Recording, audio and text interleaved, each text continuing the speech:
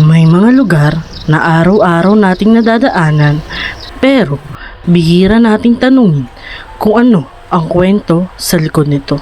Ngayon, hayaan niyong dalhin ko kayo sa isang makasaysayang lugar dito sa Kalumpit, Bulacan, ang Old Bagbag Bridge.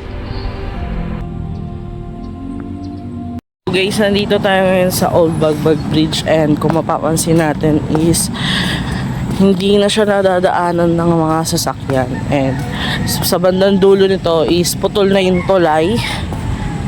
Mapapansin natin sa kapaligiran niya ay puro na bahay. Ayun yung bagong tulay na sa Tanay Old Bagbag Bridge, tas putol na yung tulay na to. Makikita natin yung kalumaan nito na talagang matagal na panahon nang nagawa. Sa unang tingin, isa lamang itong lumang tulay.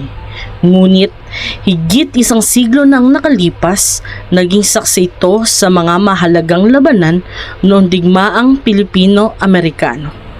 Dito dumaan ang mga sundalong Pilipino na buong tapang na pinaglaban ang ating kalayaan. Ngayon, tahimik na ang lugar na ito, pero ang katahimikan ito ay bunga ng sakripisyo ng mga nauna sa atin.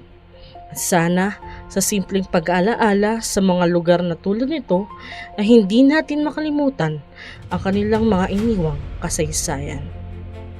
At ako si MM.